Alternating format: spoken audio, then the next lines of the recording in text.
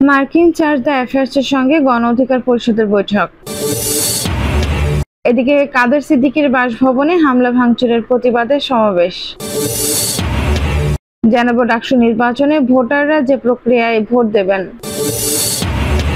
এবং সর্বশেষ জানাবো ডাকসু নির্বাচনের ইতিহাস ও অতীতের নির্বাচন। দর্শক শুনছিলেন সংবাদ শিরোনাম, এখন বিস্তারিত। মার্কিন চার্জ দ্য অ্যাফেয়ার্সের সঙ্গে গণ অধিকার পরিষদের বৈঠক। মার্কিন চার্জ দ্য অ্যাফেয়ার্স ও জাতিসংঘের আবাসিক সমন্বয়কারীর সঙ্গে গণ অধিকার পরিষদের বৈঠক অনুষ্ঠিত হয়েছে। বাংলাদেশে নিযুক্ত chargé d'affaires Tracey Jacobson এবং বাংলাদেশ জাতিসংঘের আবাসিক সমন্বয়কারী গোয়েন লুইসের সঙ্গে সৌজন্য সাক্ষাৎ এবং সমসাময়িক পরিস্থিতি নিয়ে আলোচনা করেন গণ অধিকার পরিষদের সাধারণ সম্পাদক মোহাম্মদ রাশেদ খান। এই সময় তার সঙ্গে ছিলেন গণ অধিকার পরিষদের উচ্চতর পরিষদ সদস্য অ্যাডভোকেট মোহাম্মদ খালেদ হোসেন এবং এই সময়ে আমেরিকার দূতাবাসের পলিটিক্যাল অ্যাফেয়ার্সের জেমস স্টুয়ার্ট উপস্থিত ছিলেন। পরবর্তী সময় জাতিসংঘের আবাসিক কার্যালয়ে আবাসিক সমন্বয়কারী গোয়েন লুইসের সঙ্গে প্রায় ঘণ্টাব্যাপী বৈঠক হয়। এই সময় আবাসিক প্রতিনিধির মানবিক অধিকার বিষয়ক উপদেষ্টা হুমা খান উপস্থিত ছিলেন। কাদের সিদ্দিকীর বাসভবনে হামলা ভাঙচুরের প্রতিবাদে সমাবেশ। বঙ্গবীর কাদের সিদ্দিকীর বাসভবনে হামলা ও ভাঙচুরের প্রতিবাদে সমাবেশ অনুষ্ঠিত হয়েছে। এদিকে প্রতিবাদ সমাবেশ ঘিরে দুপুর থেকে পুলিশ কাদের সিদ্দিকীর বাসার সামনে অবস্থান নেয়। তারা সমাবেশের স্থল ঘিরে রাখে। এই সময় বঙ্গবীর কাদের সিদ্দিকী জেলা মুক্তিযোদ্ধা সংসদের সাবেক কমান্ডার ফজলুল হক, বীর প্রতীক মুক্তিযুদ্ধকালীন কাদেরিয়া বাহিনীর কোম্পানি কমান্ডার কাজী আশরাফ হুমায়ুন বাঙাল, বীর মুক্তিযোদ্ধা এমদাদুল হক, সখীপুর পৌরসভার সাবেক মেয়র সানোয়ার হোসেন ও বাসাইল পৌরসভার সাবেক মেয়র রাহাত হোসেন প্রমুখ। সরেজমিনে দেখা যায় দুপুর থেকে কাদের সিদ্দিকীর বাড়িতে অবস্থান নেয়। বিকেলে কাদের সিদ্দিকী বাসভবনের নিচে নামলে পুলিশের তৎপরতা বেড়ে যায়। পরে কাদের সিদ্দিকী বাসার নিচে সমাবেশ করলে পুলিশ ঘিরে রাখে। পুলিশের উপস্থিতিতে সমাবেশ শেষ হয়। প্রতিবাদ সমাবেশে কাদের সিদ্দিকী তার অনুসারীদের উদ্দেশ্যে বলেন, সামনে কঠিন সংগ্রামের দিন আসছে, তোমাদের রাস্তায় নামতে হবে। আজকে যারা এসেছে আমি খুব খুশি হয়েছে দেখে। শক্তির চেয়ে বড় কিছু নেই, তবে সেই শক্তি হতে হবে নিয়ন্ত্রণ শক্তি। অনিশ্চিত শক্তির কোনো মূল্য নেই। ভবিষ্যতে কর্মসূচি দেব, দৌড়ে আসবে। এর আগে বিকেলে তিনি সাংবাদিকদের সঙ্গে কথা বলেন। এই ব্যাপারে টাঙ্গাইল সদর থানার ভারপ্রাপ্ত কর্মকর্তা তানভীর আহমেদ বলেন, নিরাপত্তার জন্য আমরা সেখানে ছিলাম। ডাকসু নির্বাচনে ভোটাররা যে প্রক্রিয়ায় ভোট দেবেন। রাত পোহালে ঢাকা বিশ্ববিদ্যালয় কেন্দ্রীয় ছাত্র সংসদ হল সংসদ নির্বাচন বিপুল উৎসাহ উদ্দীপনার মধ্য দিয়ে অনুষ্ঠিত হতে যাচ্ছে। দেশের সর্বোচ্চ বিদ্যাপীঠের এই ছাত্র সংসদ নির্বাচন এবার ডাকসুতে থাকছে 5 পৃষ্ঠার ব্যালট আর হল সংসদে থাকছে 1 পৃষ্ঠার ব্যালট। ভোটাররা অপটিক্যাল মার্ক রিকগনিশন শিটে নিজেদের প্রিয় প্রার্থীকে নির্বাচনের সুযোগ পাবেন। আর দৃষ্টি প্রতিবন্ধী শিক্ষার্থীরা ব্রেইল পদ্ধতির ব্যালটের মাধ্যমে প্রার্থী বাছাই করতে পারবেন। নির্বাচন কমিশন সূত্র মতে এবার ডাকসুতে 28টি পদের বিপরীতে প্রার্থী হয়েছেন 471 জন, আর 18টি হল সংসদে নির্বাচন হবে 13টি করে পদে। হল সংসদে 234টি পদের বিপরীতে প্রার্থী হয়েছেন 1035 জন।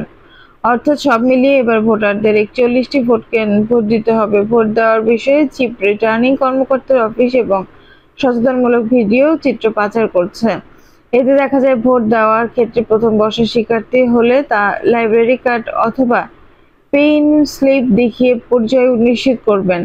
অন্য বিষয়ের শিক্ষার্থীরা হলো আইডি কার্ড, ঢাকা বিশ্ববিদ্যালয়ের আইডি কার্ড অথবা ঢাকা বিশ্ববিদ্যালয়ের লাইব্রেরি কার্ড দেখিয়ে পরিবার নিশ্চিত করবেন।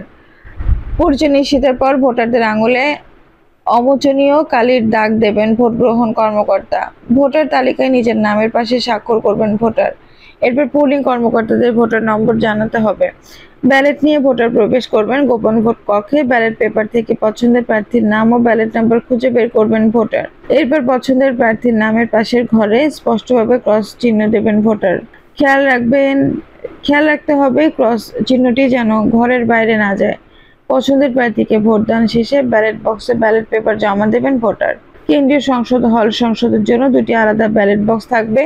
ব্যালট পেপার ভাঁজ না করে সেগুলো নির্ধারিত বাক্সে ফেস আপ প্রদানের ভোটার দানের প্রক্রিয়া সম্পন্ন করতে হবে। ডাকসু নির্বাচনের ইতিহাস ও অতীতের নির্বাচন।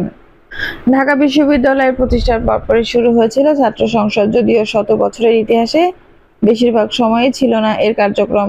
52 ভাষা আন্দোলন, 1966 সালে 6 দফা আন্দোলন, 1969 সালে গণ অভ্যুত্থান, 1971 সালের মুক্তিযুদ্ধ গুরুত্বপূর্ণ ভূমিকা রাখে। ডাকসু বা ঢাকা বিশ্ববিদ্যালয় কেন্দ্রীয় ছাত্র সংসদ। এই কারণেই ডাকসুকে কেউ কেউ দেখেন দ্বিতীয় সংসদ হিসেবে। 1921 সালের 1 জুলাই ঢাকা বিশ্ববিদ্যালয় প্রতিষ্ঠার পরপরই স্যার এফ রহমানের উদ্যোগে 3 আবাসিক হলে মুসলিম হল, জান্নাত হল ও ঢাকা হল ছাত্র সংসদ গঠন করা হয়। এর ধারাবাহিকতায় পরে গঠিত হয় ঢাকা বিশ্ববিদ্যালয় ছাত্র সংসদ। শুরুতে একে ডাকসু নামে ডাকা হতো না। ঢাকা বিশ্ববিদ্যালয় ছাত্র সংসদ থেকে 3 দশক পর নামকরণ হয় ঢাকা বিশ্ববিদ্যালয় কেন্দ্রীয় ছাত্র সংসদ। হল ছাত্র সংসদের সাফল্যের পর 1922 থেকে 23 সালে ঢাকা বিশ্ববিদ্যালয়ে ছাত্র সংসদ গঠিত হয়। প্রত্যেক হল থেকে 3 জন ছাত্র এবং 1 জন শিক্ষক আর উপাচার্যের মনোনীত 1 জন শিক্ষক এই নিয়ে সংসদ। শিক্ষকদের মধ্যে একজন সভাপতি হন। 1944-45 সালে বিশ্ববিদ্যালয় কর্তৃপক্ষ ছাত্র সংসদের নতুন গণতন্ত্র অনুমোদন করে। এই গঠনতন্ত্রের অধীনে 1945 থেকে 86 সালে উপাচার্য পর্যায়ে হার্ড পদধারী বলে ঢাকা বিশ্ববিদ্যালয় ছাত্র সংসদের সভাপতি হন। ছাত্রদের মধ্য থেকে সহসভাপতি হন আহমেদুল কবির এবং সাধারণ সম্পাদক হন সুধীর দত্ত। পরের বছরে এই সংসদ থেকে যায়, তবে আহমেদুল কবির পদত্যাগ করায় ফরিদ আহমেদ সহসভাপতি হন। 1947-48 সালে সহসভাপতি হন জগন্নাথ হলের অরবিন্দ বসু এবং সাধারণ সম্পাদক হন গোলাম আজম। এই সংসদও পরের বছর থেকে যায় এবং কোনো এক সময়ে গোলাম আজমের বদলে ভারপ্রাপ্ত সাধারণ সম্পাদক হন এজেড খান। পরবর্তীতে ছাত্র শিক্ষক কেন্দ্র পরিচালক। তারপর 1950 সালে তাদের কার্যালয় মেয়াদ শেষ হলে ঢাকা বিশ্ববিদ্যালয় ছাত্র সংসদ গঠনের আর উদ্যোগ নেওয়া হয়নি। 1923 সালে প্রতিষ্ঠার পর এখন পর্যন্ত 37 বার ডাকসু নির্বাচন হয়েছে। সর্বশেষ 2019 সালে নির্বাচন সভাপতি হন সাধারণ ছাত্র অধিকার সংরক্ষণ পরিষদের নুরুল হক নূর এবং বর্তমানে নিষিদ্ধ ঘোষিত ছাত্রলীগের তৎকালীন সাধারণ সম্পাদক গোলাম রব্বানী। 1971 থেকে 1990 সাল পর্যন্ত 19 বার নির্বাচন হওয়ার কথা থাকলে মাত্র 7 বার নির্বাচন অনুষ্ঠিত হয়েছে। 1991 সালের পর থেকে ডাকসু নির্বাচন একেবারে অমাবস্যার চাঁদ হয়ে যায়। বাংলাদেশ স্বাধীন হওয়ার পর 1972 সালে ডাকসু ভিপি হিসেবে নির্বাচিত হন বাংলাদেশ ছাত্র ইউনিয়ন থেকে মুজাহিদুল ইসলাম সেলিম এবং সাধারণ সম্পাদক নির্বাচিত হন মাহবুবুর জামান। 1990 সালের পর 1991 সালে 18 জন ডাকসু নির্বাচন হওয়ার কথা ছিল, কিন্তু ওই সময় সহিংসতার কারণে নির্বাচন বন্ধ হয়ে যায়। 1994-95 সালে উপাচার্য এমাজউদ্দিন আহমেদ ডাকসু নির্বাচনে তফসিল আহমেদ ডাকসু নির্বাচনের তফসিল ঘোষণা করেছিলেন, কিন্তু ছাত্রলীগের বিরোধিতার কারণে নির্বাচন হয়নি। 1996 সালে অধ্যাপক 1996 সালে অধ্যাপক এ কে আজাদ চৌধুরী উপাচার্য হওয়ার পর একাধিকবার ডাকসু নির্বাচনের সময়সীমা ঘোষণা করেছিল, কিন্তু তা বাস্তবায়িত হয়নি। 1998 সালে ডাকসু কমিটি ভেঙে দেওয়ার পর কর্তৃপক্ষ পরবর্তী 6 মাসের মধ্যে নির্বাচন ঘোষণা দিয়েছিল, কিন্তু সেটিও বাস্তবায়িত হয়নি। মাঝে মধ্যে ডাকসু নির্বাচনের দাবিতে শিক্ষার্থীরা আন্দোলনে নেমেছে এবং সিনেটেও আনুষ্ঠানিক প্রস্তাবও এসেছে, তবে তাতে কোনো ফল পাওয়া যায়নি। 2005 সালে ডাকসু নির্বাচনের জন্য ডিসেম্বর মাসের মধ্যে তফসিল ঘোষণা করলেও ছাত্রলীগের বিরোধিতার কারণে নির্বাচিত বাস্তবায়িত হয়নি। এ সময় ছাত্রদল ডাকসু নির্বাচনের জন্য আন্দোলন করলেও ছাত্রলীগের প্রতিরোধের কারণে তাদের দাবি বাস্তবায়িত হয়নি। এরপর 2012 সালে সাধারণ শিক্ষার্থীর বিক্ষোভ ও ধর্মঘট, কালো পতাকা মিছিল এবং ব্যঙ্গচিত্র প্রদর্শনের মাধ্যমে ডাকসু নির্বাচনের দাবি জানান। ঢাকা বিশ্ববিদ্যালয়ের সংগঠন ঢাকা বিশ্ববিদ্যালয় শিক্ষার্থী অধিকার মঞ্চ তৈরি করা হয় এবং লাগাতার আন্দোলনও চলে বেশ কিছুদিন ধরে। তবে নির্বাচনের দাবি উঠলেও তা খুব জোরালো হয়নি। 2019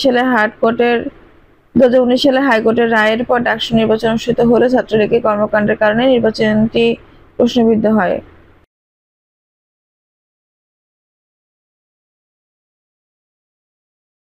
দর্শক, এই ছিল এখনকার সর্বশেষ সংবাদ। নিউজটি ভালো লাগলো অবশ্যই একটা লাইক দিন, কমেন্ট আপনার মূল্যবান মতামত জানান। সবসময় আমাদের পাশে থাকতে সাবস্ক্রাইব করে বেল বাটনটি অন করে রাখুন। ধন্যবাদ।